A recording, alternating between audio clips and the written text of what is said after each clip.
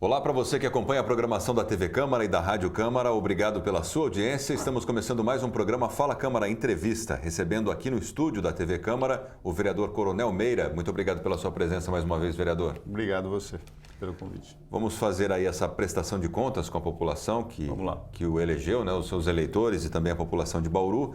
Falar um pouquinho sobre o trabalho que o senhor vem realizando durante a última sessão, que ocorreu excepcionalmente numa terça-feira por conta do ponto facultativo do Dia da Consciência Negra, né? O senhor tocou em alguns assuntos, principalmente falando ainda sobre o empréstimo de 46 milhões que o prefeito Gazeta quer fazer para Bauru e ainda fazendo uma correlação com a venda da folha do pagamento dos funcionários públicos da Prefeitura de Bauru. Só para a gente rememorar, a venda da folha tinha uma expectativa de 21 milhões de reais e foi vendida por 55 milhões de reais, com 34 milhões a mais do que era esperado num primeiro momento. Qual que é a sua relação? O que o senhor relaciona da venda da folha, né, desse superávit da venda da folha, para esse empréstimo de 46 milhões que o prefeito quer fazer aqui no município?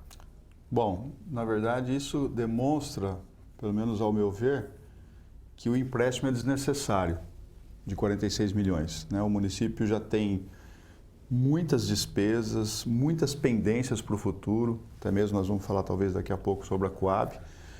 Então, eu entendo que não é o momento para você emprestar um montante dessa natureza. E qual é a correlação que se faz com relação à venda da folha de pagamento? A folha de pagamento, o prefeito e a sua equipe tinham uma previsão, uma estimativa da venda na casa de 18 a 21 milhões. Então, essa era a expectativa do governo. Como a venda da folha de pagamento, em você fazendo a venda da folha de pagamento, esse dinheiro entrando no caixa da prefeitura, ele tem que ser redistribuído proporcionalmente ao número de servidores da prefeitura, do DAI, da Indurb e da Funprev. Então você tem que fazer uma distribuição de acordo com o número de servidores. Desses 21 milhões que ele havia estimado, foi vendido por 55 milhões. Poxa! Então, nós tivemos aí um acréscimo de quase 34 milhões, né, além daquilo que era a expectativa. Poxa, se você tem 34 milhões a mais no seu caixa, reserve esse dinheiro e deixe esse dinheiro em tese para investimento. E aqueles outros 21 milhões que você tinha estimado vender a folha, já deixa programado para aquelas contas que você havia estimado em pagar, como, por exemplo, principalmente custeio. Ao contrário, o que o prefeito fez? Recebeu 55 milhões, fez a distribuição, a prefeitura coube a importância de 32 milhões 363 mil, a Funprev aproximadamente 17 milhões, 3 milhões para a Indurb e 3 milhões para o DAI. Muito bem. Eu pedi uma informação e o prefeito me devolveu a informação de como que ele ia gastar esse dinheiro. Aí a prefeitura pega, faz uma relação de onde ela pretende aplicar os 32 milhões, que é a parte que lhe cabe. Você percebe que na distribuição dessas despesas aqui, 80% é custeio, ou seja, 80% é para fazer manutenção da máquina. E muito pouco você vai fazer investimento. Então isso demonstra que a saúde financeira do município não está bem, que as contas não estão equilibradas. Que o prefeito, lá em junho, quando já sabia que ia ter dificuldade para fechamento do orçamento do ano, já pediu para cortar despesas como, por exemplo, com hora extra, que não foi feito, que as secretarias não atenderam o prefeito, fiz um pedido também dessa natureza. Então, significa que não existe uma saúde financeira boa do município. Em que pese você ter dinheiro para pagar funcionário e tudo, mas, diante desse cenário que foi mostrado, por exemplo, desses 32 milhões, 10 milhões ele vai pagar licença-prêmio, que é custeio de pessoal, é um acordo que ele fez com o funcionário. Que já devia estar programado. Que já devia estar programado. E se não tivesse programado, então não ia pagar? Ou não ia pagar a folha, ou ia comprometer a folha de pagamento. Então são coisas assim que você não consegue entender como que o prefeito, como que a administração enxerga. Por isso que eu vejo o seguinte: por que então mais 46 milhões, que eu entendo ser desnecessário e inoportuno para esse momento, diante da dificuldade que passamos?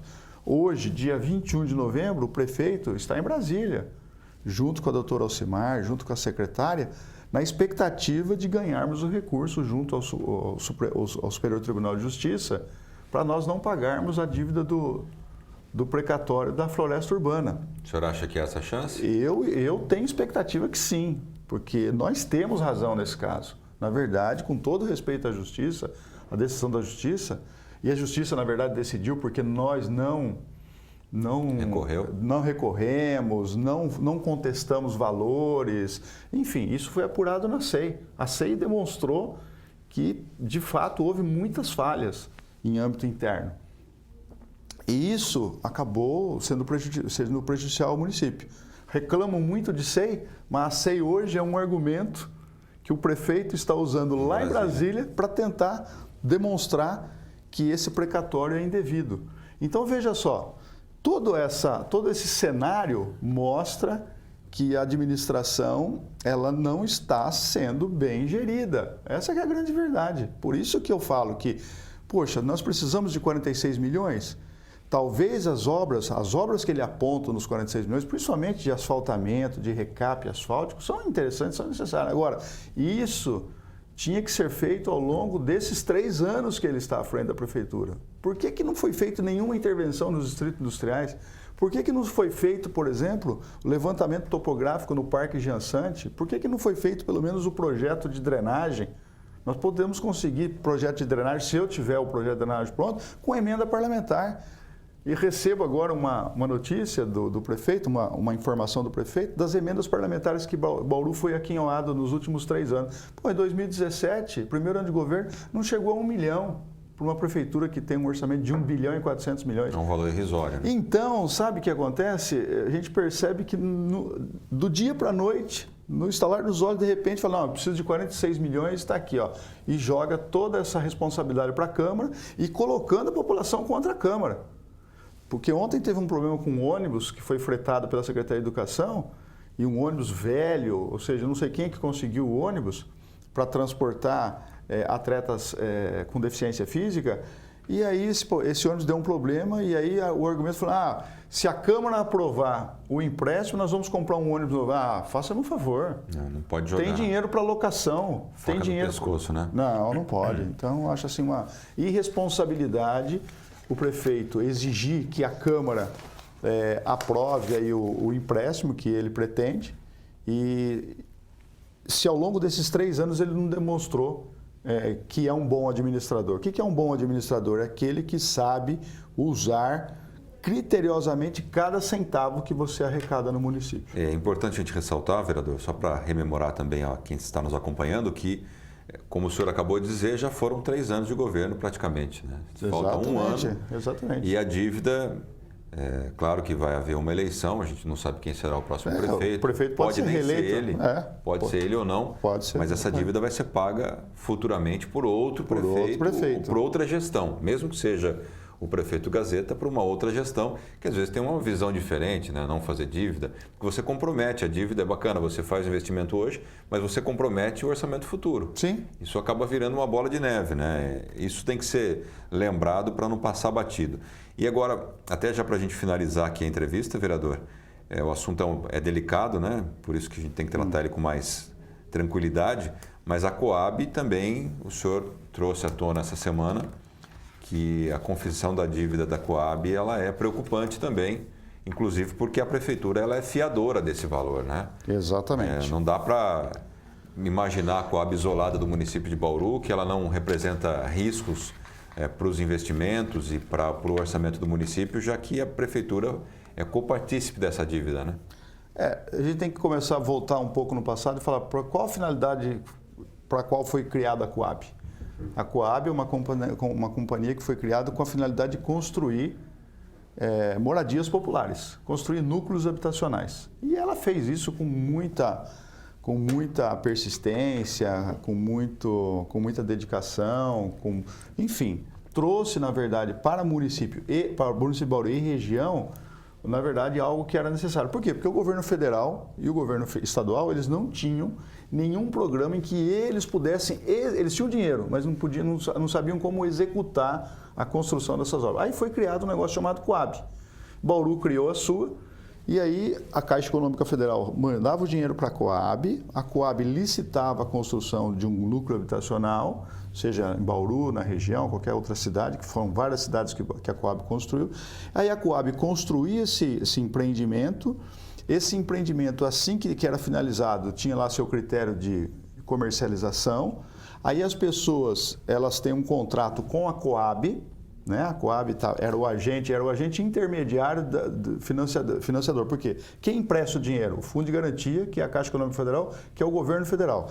A Coab era apenas o intermediário. Aí, como que a Coab ela recebe recursos disso aí? Você tem um imóvel, paga R$500 no seu imóvel de prestação, um percentual desse imóvel, se não me engano, é 4 ou 5%, ele é retido para custeio da Coab. A Coab recebe aquilo que eu comecei. O restante vai para a Caixa Econômica Federal, porque o financiamento... Como se fosse uma corretagem. Uma corretagem. Só que esse modelo, né, acabou, porque o governo criou Minha Casa Minha Vida, que ele faz um financiamento direto, ele põe a construtora direto com o interessado. O mesmo faz o governo do Estado no programa habitacional do Estado de São Paulo. Então, hoje você não precisa mais de Coab. Então, a Coab já não constrói há muito tempo atrás. O que aconteceu ao longo de todos esses anos? A Coab, ela foi firmando o contrato, porque ela recebia, pelo menos o que consta, a Coab recebia os recursos, recebia a prestação e não repassava. Então, essa dívida foi crescendo. Foi crescendo. E chegou a um montante de mais de 836 milhões.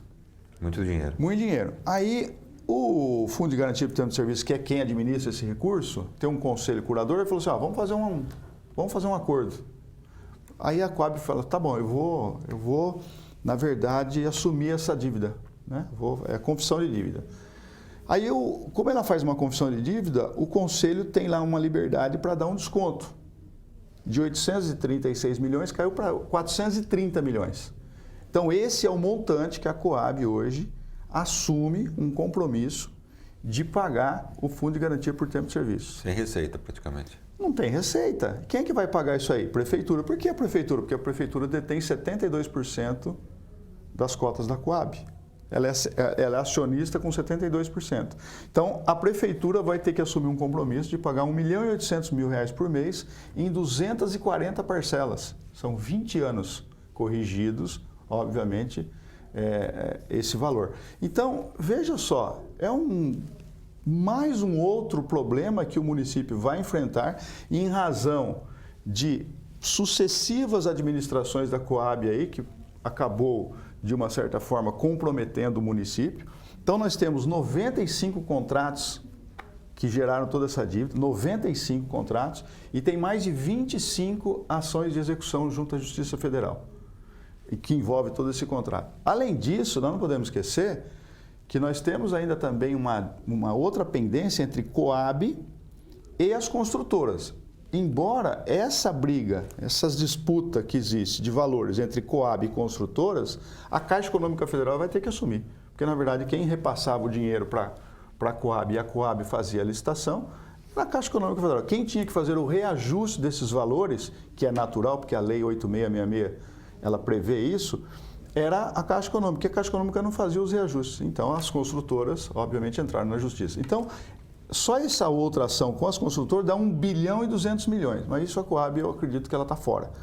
Aquilo que é da Coab mesmo e que a Prefeitura vai ter que assumir hoje é 430 milhões de reais.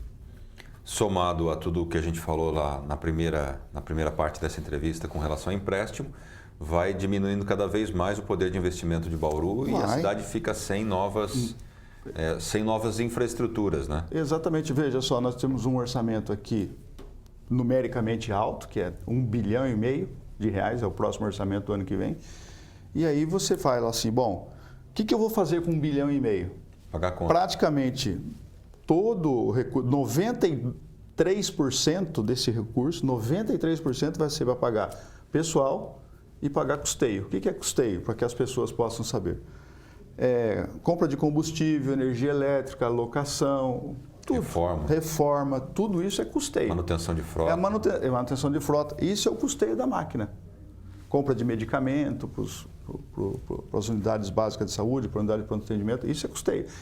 Custeio e pessoal. Sobra o que de investimento? 7%. É muito pouco para Bauru. Nós temos que aumentar nossa capacidade de investimento. Para a gente aumentar a capacidade de investimento, só tem um jeito. Ou você aumenta a receita, que eu vejo assim, um futuro muito, muito ruim para Bauru, porque, na verdade, no entorno de Bauru, cresce. Indústria, né? Eu vejo Lençóis Paulista com essa da indústria Bracel, vai aumentar a sua receita absurdamente. Então, nós temos que aumentar a receita, ou então, já que se nós não conseguirmos aumentar a receita, nós temos que diminuir a despesa. Para diminuir a despesa, eu tenho que fazer um verdadeiro arroxo na máquina, entendeu? Não é arrochar salário de funcionário, entendeu? Ele tem que ganhar o justo. Eu tenho que reduzir o supérfluo, o custeio, entendeu? E também o supérfluo que tem no pagamento de pessoal, que tem muita coisa supérflua que você pode, muito penduricalho que a gente chama, que pode ser absorvido. Tá certo, quero agradecer ao Coronel Meira, do PSB, mais uma vez por essa entrevista, falando da sua prestação de contas do trabalho que ele exerce aqui na Câmara e também assuntos importantes para o município de Bauru, para você que nos acompanha. Muito obrigado, vereador, pela sua presença mais uma vez. Obrigado mais uma vez, obrigado pela atenção e os nossos ouvintes, os nossos telespectadores, contem conosco aqui na Câmara Municipal. Caso tenha alguma dúvida, algum problema, por favor, venha até nós. Obrigado ao Coronel Meira e a você que acompanhou essa entrevista pela sua audiência e até a próxima.